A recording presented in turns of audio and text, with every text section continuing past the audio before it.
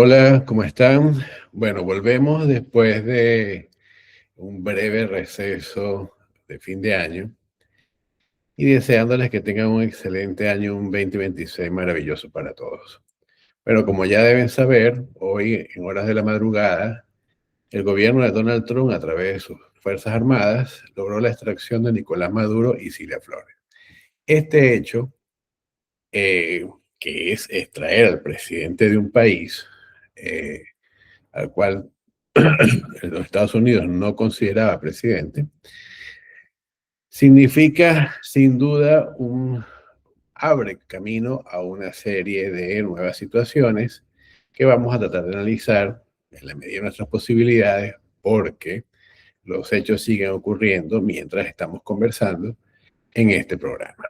Bueno, lo primero es, toman a Nicolás Maduro, realizan una serie de bombardeos en Fuerte Tiuna, varios aeropuertos del país, ciudades como Maracay, etcétera, se vieron Charallave, Higuerote y otras zonas de Coartel de la Montaña con presencia militar, se realizaron y La Guaira también, este tipo de bombardeos, en las cuales el gobierno norteamericano dice que lo hizo para proteger a quienes realizaban la operación de extracción de Nicolás Maduro.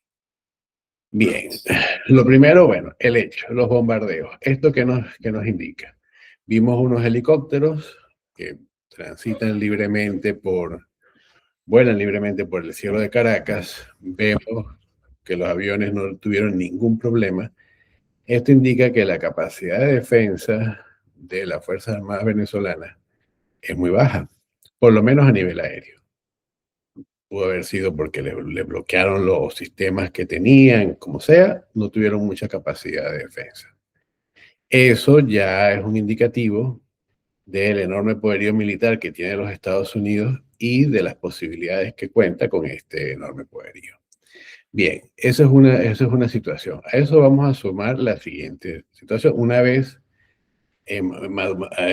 Donald Trump anuncia la salida de Maduro, o la extracción de Maduro, anuncia que va en un barco hacia Nueva York, que confirma este hecho. Bueno, piden una fe de vida, Maduro y Padrino López dan sus declaraciones. En ese momento, digamos que sigue siendo horas de la madrugada, se nota ya un resquebrajamiento del poder. Ahora, ¿qué puede suceder en Venezuela? Que quizás es lo que más nos preocupe. Eh, Bien, aunque toman a Maduro, la presencia de Delcy Rodríguez como la vicepresidenta, de Diosdado Cabello, ministro de Interior, Padrino López, ministro de Defensa, y de otras personalidades del gobierno de facto en Venezuela, pero gobierno al fin, comienzan a dar sus declaraciones. Eso significa que el gobierno sigue en pie. O sea, el gobierno está tan valiente, está en shock, pero sigue en pie. Ahora bien, ¿qué puede ocurrir entonces?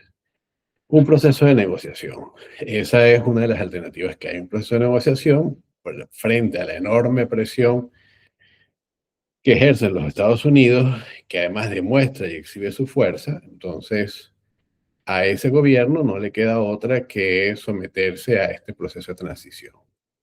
De ser así, vamos a ver de una forma relativamente pacífica la presencia de las Fuerzas Armadas de los Estados Unidos en el territorio venezolano, en Caracas, ocupando, digamos, el espacio de poder por la fuerza. Fíjense, el gobierno venezolano no contaba con legitimidad. Eso se demostró en las elecciones del 28 de julio del año pasado. Al no contar con legitimidad, no cuenta con el apoyo popular.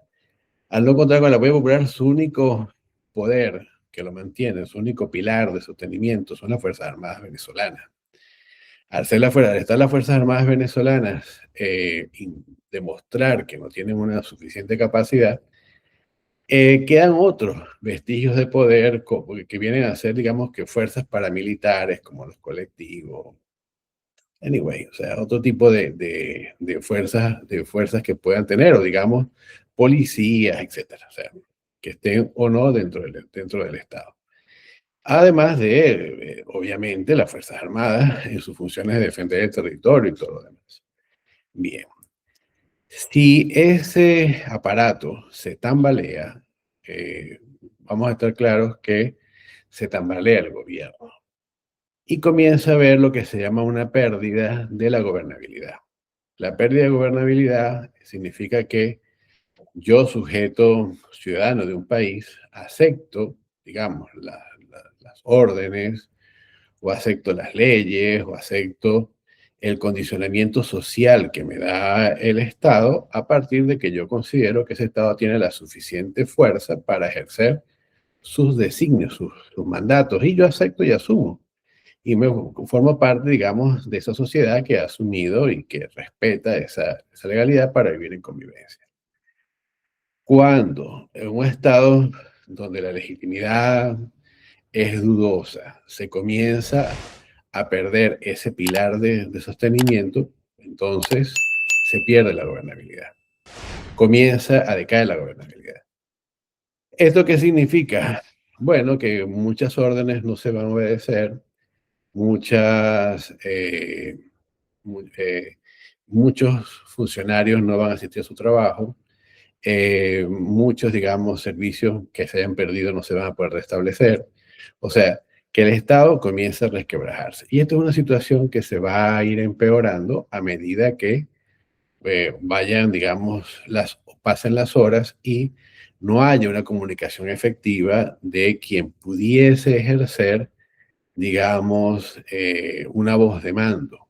Porque estando fuera Maduro, no hay voz de mando. Queda Delcy, pero es una voz de mando muy débil, entonces no existe, digamos, salvo Padrino López, pero dentro de su espacio, o Diosdado Cabello, pero dentro de su espacio también, dentro de las personas que por conveniencia o por jerarquía pues lo van a obedecer, y algunos que otros jerarcas que van a estar a nivel regional. Pero no existe digamos, a que ese Estado va a empezar a resquebrajarse. Y eso por falta precisamente de esa gobernabilidad. Y quien tiene la posibilidad de ejercer ese poder es aquel que demuestre que tiene suficiente fuerza para, digamos, ocupar espacios, para ocupar ciudades y que tiene la suficiente fuerza para ocupar aeropuertos y desde ahí lanzar una operación, digamos, de control del espacio territorial. Y eso es algo que, aunque muchos analistas habían dicho que iba a ser quirúrgico, que no se iba a hacer, es algo que van a tener que hacer por las características del conflicto venezolano. Entonces, esa es una situación que es muy probable que ocurra y es muy probable que la veamos en los próximos días. De hecho, en la reciente rueda de prensa de Donald Trump aseguró que algo así podría ocurrir si no ocurre antes una negociación que también va a significar una ocupación. Ahora, eso, ¿qué conlleva esto? Bueno, esto conlleva a qué va a pasar con estos grupos que han estado durante tantos años en el poder y que ahora van a ver cómo ese poder se diluye y como que sienten desplazados. Hay varias tesis. Una tesis muy probable que ante la ausencia de flujo de dinero, rechazo popular, etcétera, y de sentido lógico, pues simplemente eh, esperen un mejor momento para intentar retomar el poder, un momento, digamos, más oportuno. Eh, Tratando de conservar sus espacios o tratando de conservar, digamos, su capacidad logística, su dinero, sus posibilidades de acción. Eso por una parte. Por otra parte, bueno, van a irse, o en su defecto, van a irse a unas zonas específicas del país donde sean de más difícil acceso, más lejos de Caracas, situaciones más de mayor profundidad y de mayor necesidad de una acción, digamos, militar más fuerte para combatirlos, donde puedan reorganizarse, reestructurarse para buscar esa acción, tratando de obtener, digamos, eh, de obtener digamos, de mantener una presencia política y de obtener de alguna forma la simpatía o de reconectar con la simpatía de la población, y en lo que sería un escenario de guerra asimétrica eh, parecido a lo que se puede plantear en Vietnam, un ejército muy poderoso frente a estos grupos pequeños, capacidad de generar daño, pero que no pueden enfrentarse face to face, porque es muy grande, muy diferente, la diferencia de poder entre uno y otro es muy grande.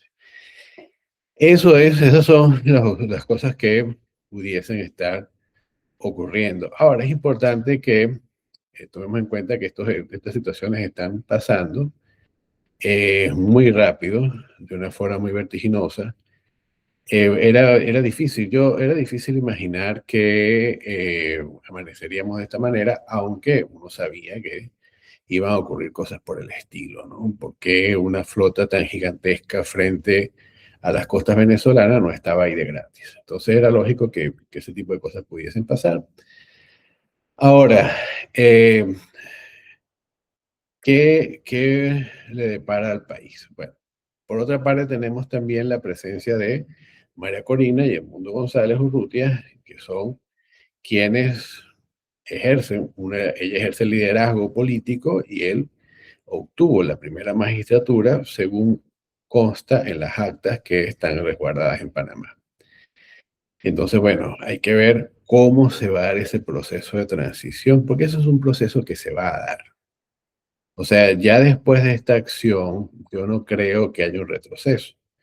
Yo creo que lo que viene son otro tipo de acciones, quizás más fuertes, quizás más o menos contundentes, hasta el control territorial de las principales ciudades del país. Ahora, yo tampoco creo que se vayan a dar combates cuerpo a cuerpo en Caracas, por ministerios y por esos espacios. No creo, porque no creo que vaya a realizar defensa de espacios como ministerios. Yo creo que en un momento donde viene la reagrupación. Ahora, todo esto que estoy hablando son especulaciones, o sea, son simplemente especulaciones basadas en situaciones históricas similares. Ahora, estamos en un proceso y en un momento bastante complejo.